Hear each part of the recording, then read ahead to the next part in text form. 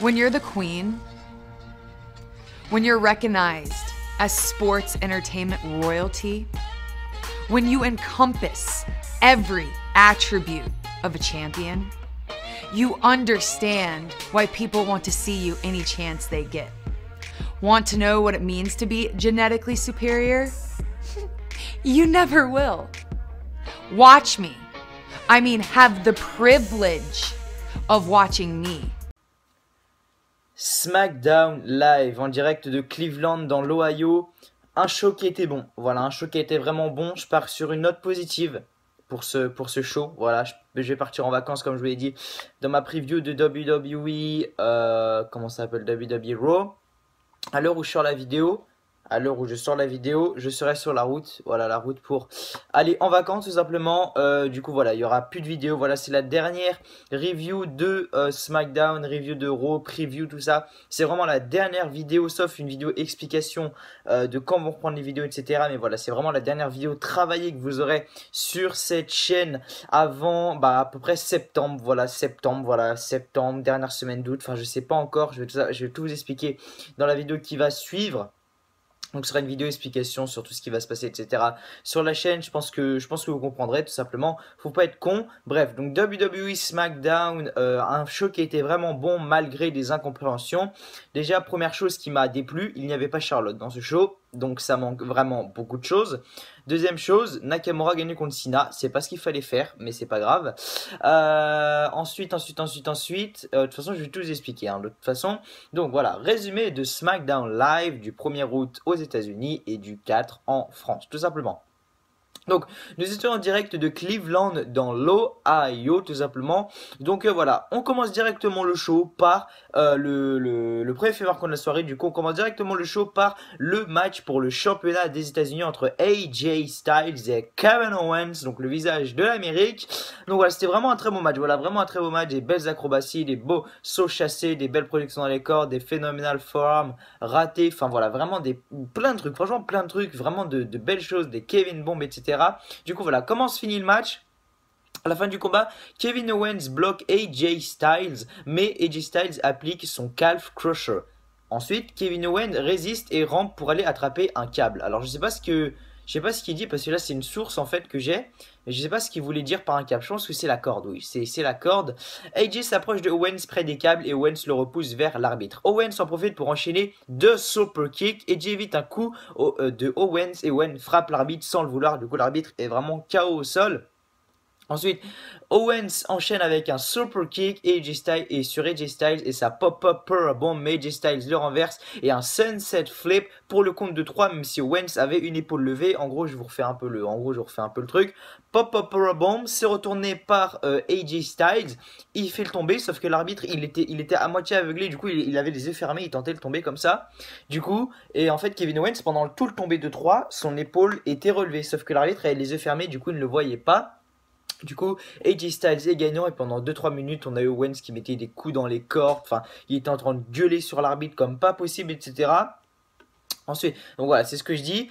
Après le combat, Owens argumente avec l'arbitre qui mentionne ne rien avoir vu après le coup de Kevin Owens. L'arbitre quitte avec le médecin pendant qu'on voit une surprise avec Kevin Owens qui n'avait pas son épaule au sol tout au long du compte. Owens quitte en coulisses furieux.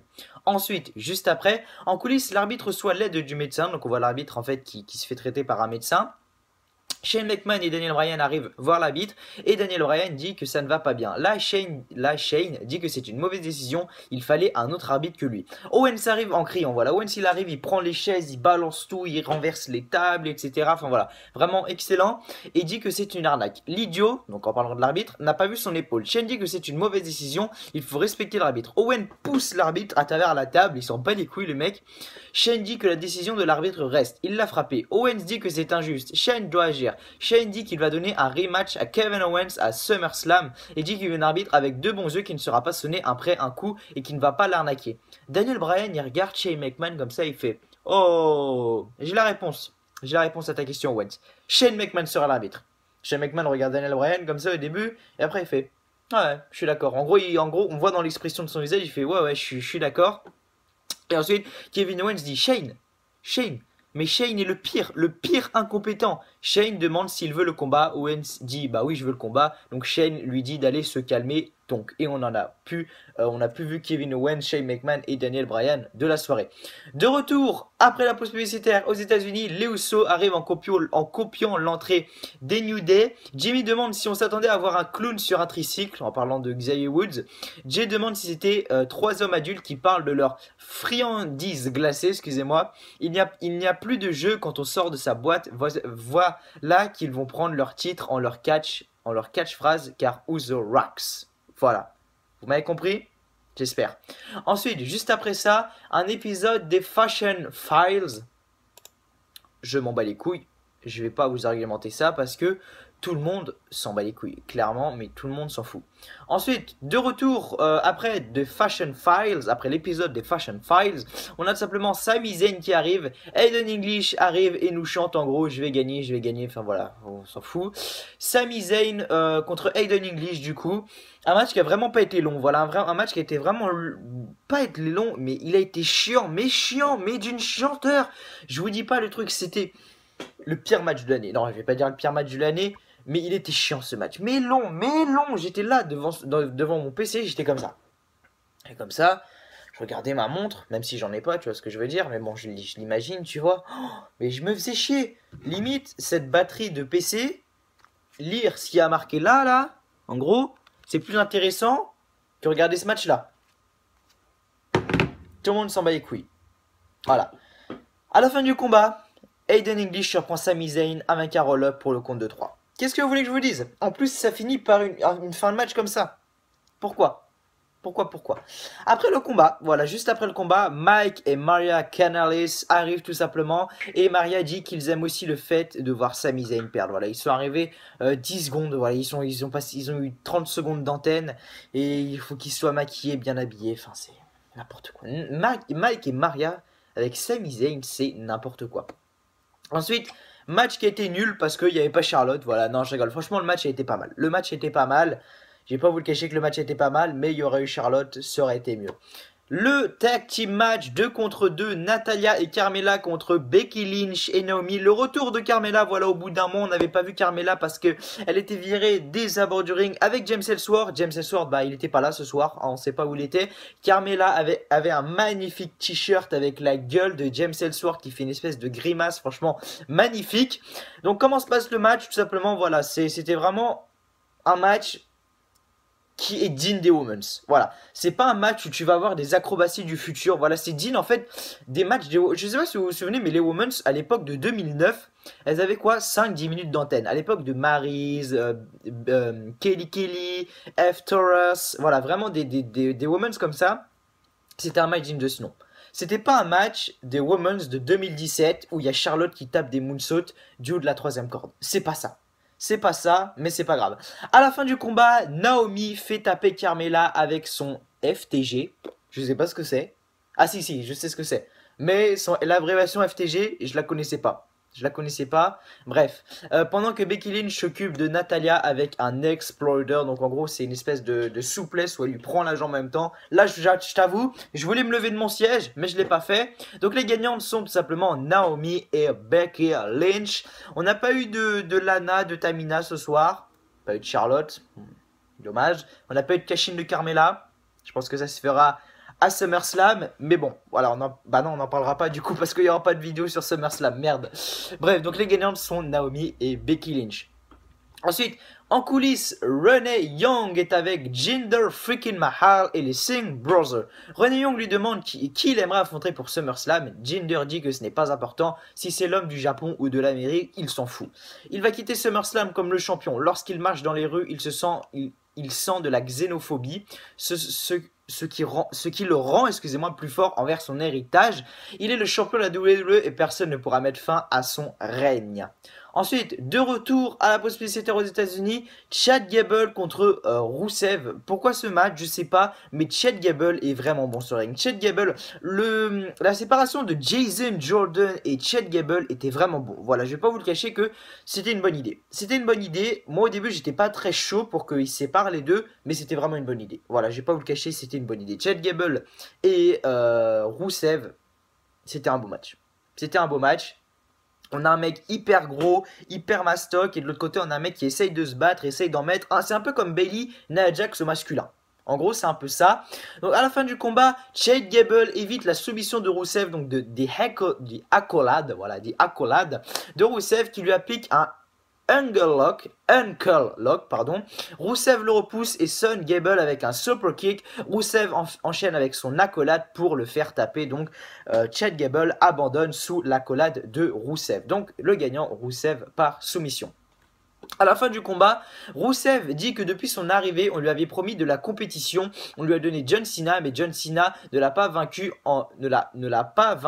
car en fait, personne ne peut le vaincre. En gros, c'est ça. Excusez-moi, je lis en fait et j'arrive pas à lire. Je suis un sec-pas.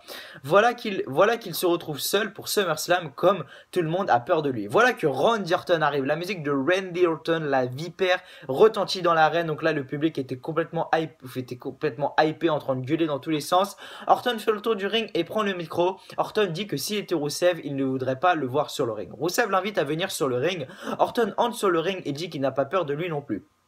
Si Rusev veut un adversaire pour SummerSlam, il en a un juste ici. Rusev trouve plutôt ça drôle et parle dans sa langue. Orton évite finalement un coup de Rusev et lui fait un RKO bitch. Donc à SummerSlam, c'est annoncé, c'est officiel, on aura Rusev contre Randy Orton. Voilà, tout simplement. Donc ensuite, on a tout simplement le match, donc le main event de la soirée, l'aspirant de la WWE au titre de la WWE, voilà.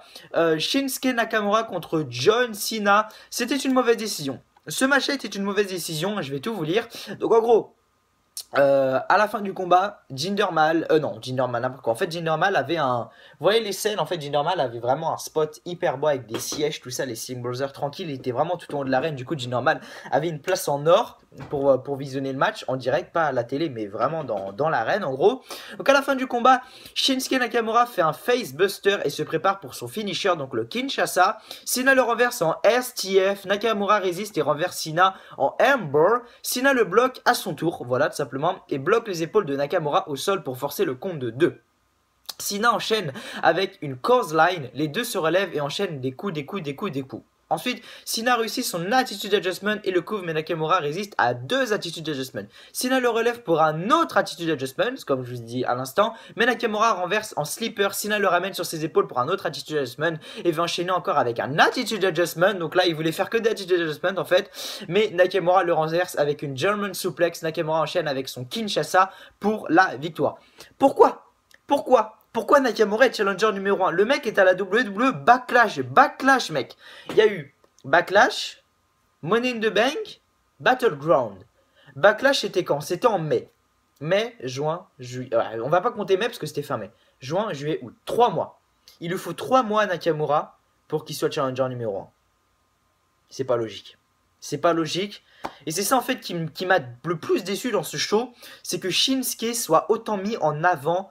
En fait, pour rien. John Cena, il est à la WWE depuis 2001 ou 2002, si je dis pas de conneries. Je venais d'être né. Le mec galère. Enfin, je vais pas dire qu'il galère. Le mec fait son temps. Le mec a combattu des mecs comme Triple H, The Rock, Steve Austin. Des mecs 20 fois meilleurs que Shinsuke Nakamura. Et le mec s'est pris des trucs, mais sensationnels du futur. Des Stone Cold Stunner, des Pedigree, des Rock Bottom. Et le mec... il prend un vieux Kinshasa de Nakamura, il est KO. C'est là où tu comprends pas. Après tu dis oui mais c'est peut-être... excusez-moi, ça a coupé comme hier pour la review de Raw. Voilà, j'ai plus de stockage sur mon téléphone. Enfin, j'ai plus de place, du coup je vais devoir faire un nettoyage ou je sais pas quoi. Enfin bref, je sais pas ce que je disais Nakamura, enfin John Cena, le mec prenait à l'époque des Pedigree, des Stone Cold Stunner, des Rock Bottom. Il en prenait 3-4 dans un match, le mec n'était même pas KO. Je me souviens d'un match, c'était à WrestleMania 22, John Cena, Triple H. Le mec avait pris 3 pedigree, le mec n'était pas KO. Il a réussi à gagner le match par un STF et un abandon de Triple H. WrestleMania 28 je crois, ou 27, je sais plus. Je crois que c'est le 28. John Cena contre The Rock, Rock Bottom dans tous les sens. WrestleMania 29, encore une fois, Rock Bottom dans tous les sens. John Cena a gagné les matchs. Voilà, là il prend un Kinshasa, il est KO. Où est la logique? Après, Il y en a qui vont me dire oui, mais c'est peut-être grâce à la vieillesse. Non, non, non, c'est vrai, peut-être. Peut-être, c'est vrai que dans un sport, grâce à la vieillesse, voilà, on ne prend pas. John Cena en 2002, il avait 15 ans de moins. Mais bon, voilà, c'est comme ça que ça se finit. Shinsuke Nakamura contre Jinder Mahal à SummerSlam. C'est triste. SummerSlam, je regrettais de pas le voir. Après ça, est-ce que je regrette encore de pas le voir? Tout est à voir. Tout est à voir, clairement. Je vais le regarder un SummerSlam, hein. Enfin, je vais pas pouvoir le voir. Je vais regarder sur Catch News vite fait. Mais voilà, je vais pas pouvoir le voir sauf si j'ai le Wi-Fi. Donc voilà. Mais ça me hype pas trop SummerSlam. Je le regarderai pas en direct, ça c'est sûr. Parce que la carte me hype pas du tout. Donc le show se termine avec une poignée de main entre John Cena et Nakamura. Et une célébration de Nakamura. Donc comme d'habitude, hein, il danse. Et après le show, Baron Corbin arrive pour attaquer Shinsuke Nakamura dans le dos pendant sa célébration et Cena décide de revenir et attaque John Cena pour lui faire un attitude adjustment à travers la table des commentateurs américains et Nakamura célèbre. Tout simplement. Voilà donc c'était WWE en français. J'espère que cette petite vidéo, donc la review de WWE SmackDown du 4 août 2017 vous aura plu. Merci à tous de me suivre voilà, sur ma chaîne simplement. C'était la dernière review de mois d'août tout simplement. Je reprends en septembre les vidéos normalement. Donc voilà, soyez présents. Ne vous désabonnez pas, continuez à regarder les vidéos, etc. Continuez à kiffer le catch. Moi je vous kiffe, je vous oublie pas, j'oublie pas la chaîne, ça c'est interdit. Je travaillerai encore plus sur la chaîne pour les vacances, histoire de trouver des idées de projets, etc. Je pense que la chaîne, à la rentrée de septembre 2017, il y aura un très très gros changement, faudrait être là. Heure US, jeux vidéo, je donne des indices, hein, heure US, jeux vidéo, plus de preview, review et encore, etc. Enfin voilà, la chaîne va vraiment défoncer toutes les chaînes de catch en France à la rentrée de septembre 2017. J'abuse peut-être, mais c'est ce que je pense. Bref, c'était WWE en français. Merci de me suivre. Moi, je vous dis à la rentrée de septembre 2017. Allez, salut à tous ces potes.